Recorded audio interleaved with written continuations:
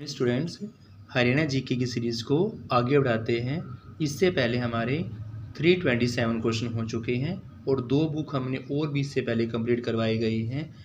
HSSC के द्वारा जितने भी 18 और 19 के अंदर पेपर हुए हैं सभी का सॉल्यूशंस भी हमने अलग अलग वीडियो के अंदर करवाया हुआ है स्टूडेंट। तो इससे पहले उन वीडियोज़ को स्टूडेंट्स अवश्य देखें।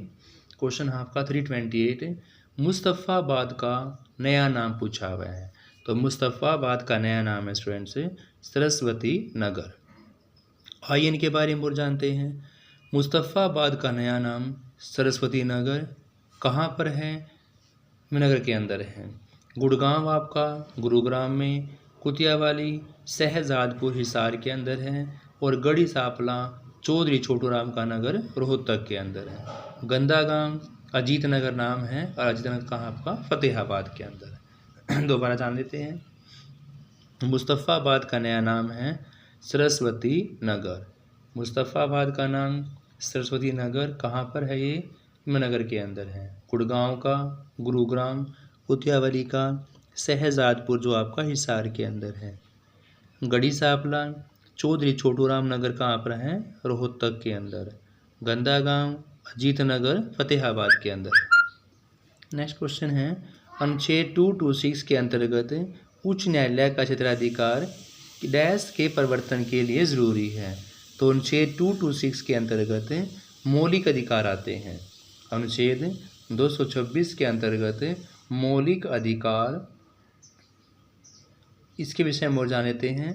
अनुच्छेद 226 के अनुसार अगर किसी व्यक्ति के मौलिक अधिकार का हनन होता है तो उच्च न्यायालय में जा सकता है। यानी कि अनुच्छेद 226 के अनुसार यदि किसी व्यक्ति के मौलिक अधिकार का हनन होगा तो वह उच्च न्यायालय में जाकर गुहार लगा सकता है।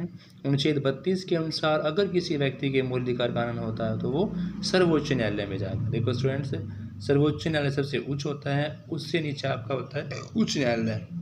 और आपको ट्रिक कैसे याद करनी है कि बड़े वाले का आंकड़ा छोटा और छोटे वाले का आंकड़ा अनुच्छेद बड़ा। यानी कि उच्च न्यायालय छोटा है तो उसका अनुच्छेद 226 और सर्वोच्च न्यायालय बड़ा है तो उसका अनुच्छेद छोटा। अनुच्छेद 32 के अंदर सर्वोच्च न्यायालय, 226 के अंदर उच्च न्यायालय। फिर है अनुच्छेद 32 को भीमराव अंबेडकर जी ने संविधान की आत्मा भी कहा गया है।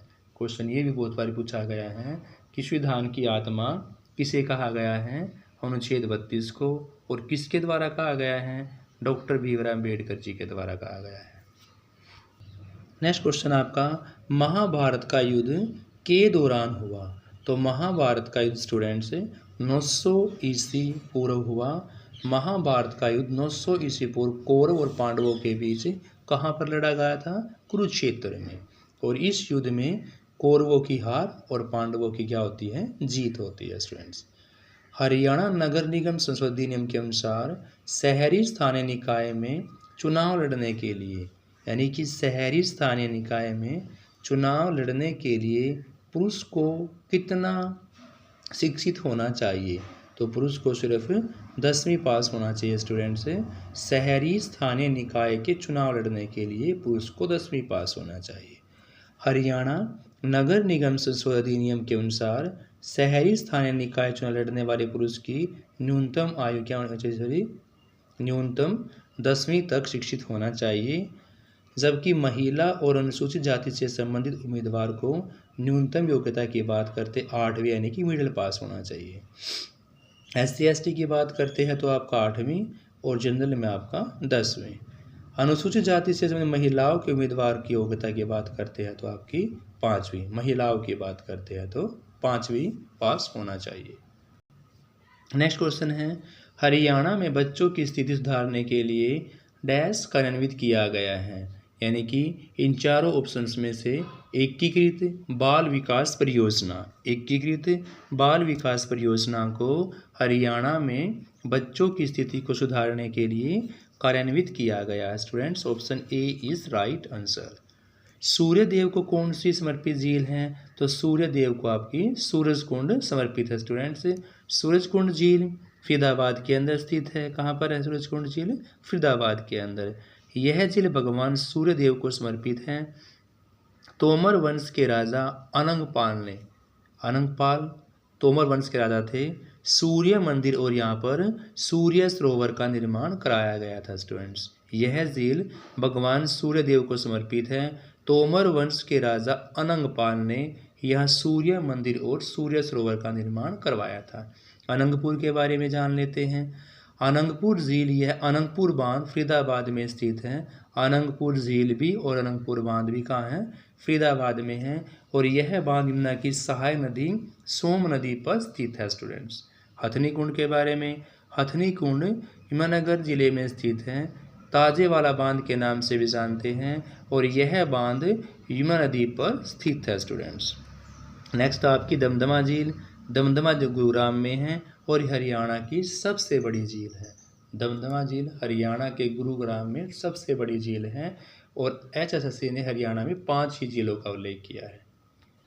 नेक्स्ट क्वेश्चन आपका, संविधान की 12वीं सूची के अंतर्गत नगर निकायों के लिए कार्यकारी मुद्दों या प्रशासनिक शक्तियों की संख्या कितनी है? तो कार्यकारी मुद्दों प्रशासनिक शक्तियों की संख्या आपकी 18 है। संविधान की 12वीं अनुसूची और 74वां संशोधन संशोधन 1993 के द्वारा जोड़ा गया। इसमें नगर निगम की स्थानीय स्वशासन संस्था को कार्य करने के लिए 18 विषय दिए गए और संविधान की 11वीं सूची के अंतर्गत पंचायती राज संस्था को कार्य करने के लिए 29 विषय प्रदान किए गए।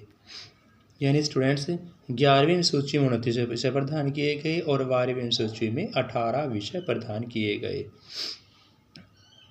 आज की वीडियो का लास्ट क्वेश्चन है, आज का हरियाणा ब्रिटिश शासन के नियंत्रण में किस वर्ष में आया? तो आज का हरियाणा स्टूडेंट्स, आज का हरियाणा ब्रिटिश राज्य के नियंत्रण में 1803 यानी 1803 के अंदर 1803 में हरियाणा में सर्जियनगंज की संधि के अनुसार ब्रिटिश शासन के नियंत्रण में आ गया था स्टूडेंट्स। यानी आज का हरियाणा ब्रिटिश शासन के नियंत्रण में 1803 में सर्जियनगंज की संधि के अकॉर्डिंग आया स्टूडेंट्स।